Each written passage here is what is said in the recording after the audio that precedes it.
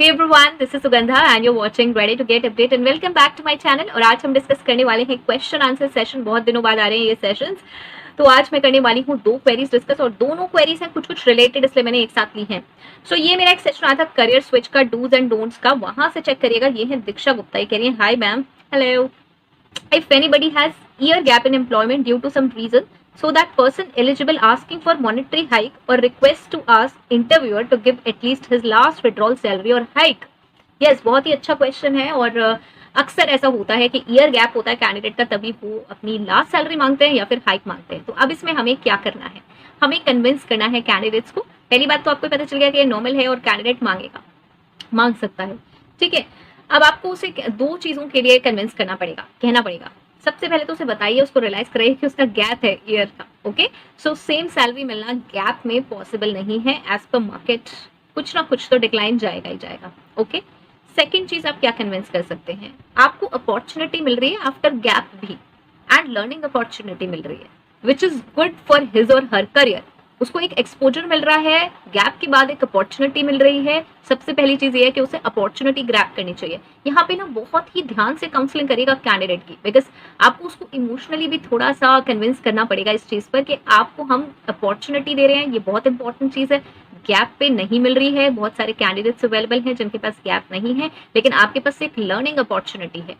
अब कैंडिडेट्स यहाँ पर कह सकते हैं कि आप ऐसे कैसे एचआर को एडवाइस कर रहे हो, तो यहाँ पे मैंने कैंडिडेट्स को भी बहुत बार एडवाइस किया है कि जब आपको गैप के बाद कोई अपॉर्चुनिटी मिलती है तो प्लीज सैलरी पे थोड़ा सा कॉम्प्रोमाइज करें और अपॉर्चुनिटी लें, क्योंकि ये बहुत इंपॉर्टेंट है कि आपको अब दोबारा से स्टार्ट मिल जाए, ओके। सो ये एचआर और कैंडिडेट दोनों के लिए ही है कि थोड़ा सा कॉम्प्रोमाइज करके कम से कम आपको अपॉर्चुनिटी तो मिल रही है। तो यही चीज एक एचआर को उसको कन्विंस करनी पड़ेगी कैंडिडेट को कि आपको हम अपॉर्चुनिटी दे रहे हैं, स्कोप है लर्निंग्स का।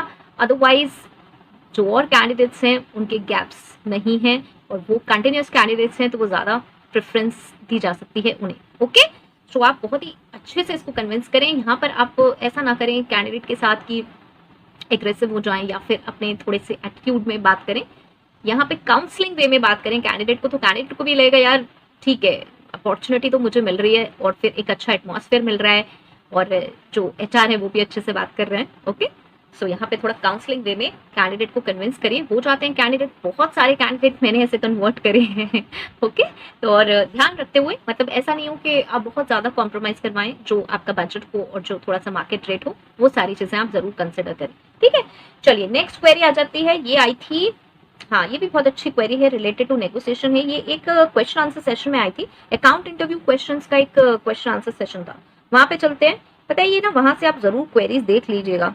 वैसे मैं रीड करती हूँ, लेकिन एक बार आप क्वेरीज देखें, सेशंस देखें, क्वेश्चन आंसर सेशन ना मिस मत कीजिए। सेम से बहुत सारी क्वेरीज मेरे पास आती रहती हैं। चलिए चलिए चलिए यहाँ आते हैं हम। मैम आई वांट टू, ये है Anurag Tiwari, Anurag Tiwari. Ma'am I want to prepare for HR role profile. My question is how can we handle when interviewer asks that how would you negotiate with the candidate if you have to compare our company with top IT companies. Yes, ये बहुत ही अच्छा question है। कैसे convince करेंगे?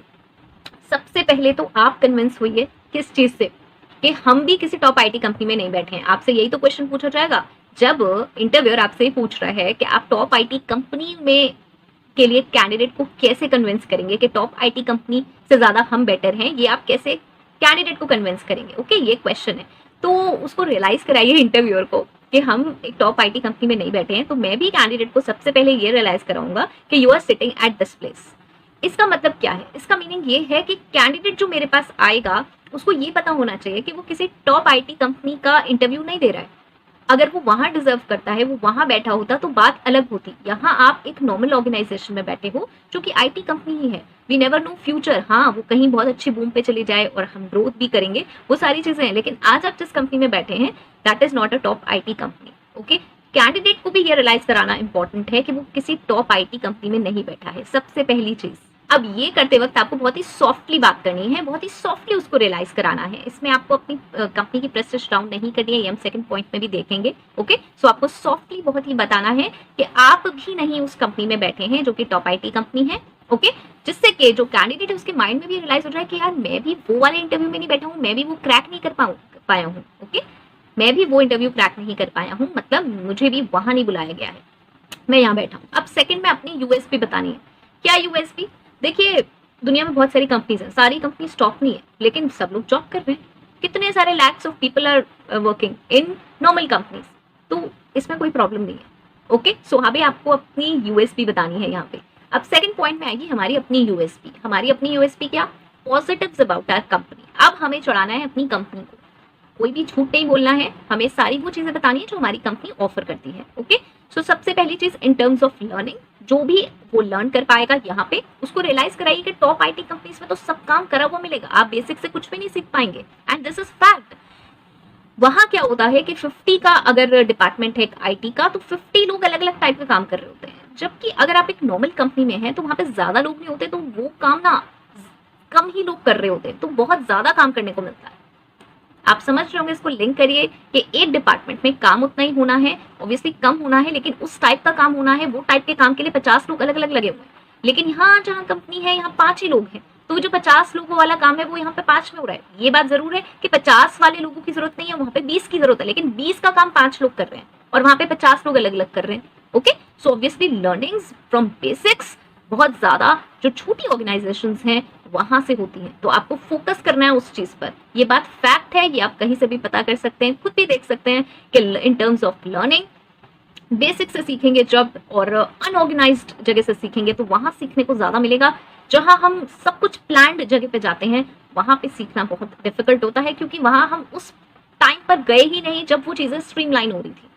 ऐसे ही जब हम startups के साथ जुड़ते हैं एग्जीक्यूटिव लेवल पे और हमारे ऊपर मैनेजर्स होते हैं जो एक्सपीरियंस होते हैं किसी और कंपनी से, तो बहुत कुछ सीखने को मिलता है, बिकॉज हम स्क्रैच से स्टार्ट कर रहे होते हैं। ओके, सो आपको फोकस करना है उस लर्निंग्स पे, फिर आप कहीं पर भी जा सकते हैं, आगे आपका ग्रोथ हो सकती है। ओके, और दूसरी चीज, जो भी आप बेनिफिट्स देते हैं उनको हाईलाइट कीजिए। लाइक जैसे बड़ी कंपनीज हैं तो वहाँ लीव्स का प्रॉब्लम भी होता है बहुत ज्यादा, हॉलीडेज का भी प्रॉब्लम होता है, टाइमिंग्स का भी प्रॉब्लम होता है, इवनिंग तक बहुत लेट तक काम करना पड़ता है, घर पे भी करना होता है। अगर आपकी कंपनी में वो सारे रिलैक्सेशंस हैं तो वो आपको कैंडिडेट को कन्विंस करना होगा। आप इसके लिए क्या करेंगे, आप जो बेनिफिट्स वगैरह हैं वो सारे नोट कर लीजिए कि हम क्या प्रोवाइड कर रहे हैं और उसमें कन्विंस कर दीजिए। तो अब क्या हुआ, आपको आ गए यहाँ से 3 पॉइंट। ठीक है, 3 पॉइंट मैं अब समराइज कर देती हूँ। सबसे पहले तो make the candidate realise that he is not sitting in interview of a top IT company, first thing. Second, your USP. Now in USP में आपकी 2 चीजें आ जाएंगी। ठीक है, first is learnings, learning part क्या बहुत ज्यादा सीखने वाले हैं यहाँ पे, ये चीजें स्क्रैच से आप सीखेंगे और बाद में फिर आप ग्रोथ लेकर कहीं भी जा सकते हैं, कोई भी नहीं रुकता बहुत समय तक। ओके, और यहाँ पे भी प्रमोशन हो सकते हैं, यहाँ पे भी स्कोप है, बेसिक लेवल से सीखने का बहुत मौका मिलेगा। एंड थर्ड चीज क्या है, थर्ड चीज जो भी आप बेनिफिट्स प्रोवाइड कर रहे हैं। ओके, सो ये आप अपने इंटरव्यू में इंटरव्यूअर को बता सकते हैं। Okay, I hope so clear हुआ होगा। अगर अभी भी क्लियर नहीं हुआ है तो मुझे जरूर बताएं, मैंने बिल्कुल ट्राई किया है और ये सारी सिचुएशंस बहुत ज्यादा आती हैं और मैंने भी फेस की हैं, इसलिए मैं बहुत ज्यादा रिलेट कर पाई और इसलिए मैंने इसको बहुत अच्छे से डिफाइन किया है। नहीं हुआ है क्लियर तो मुझे फिर से बताएं, आई होप सो क्लियर हो गया होगा। Right, so all the best, bye bye.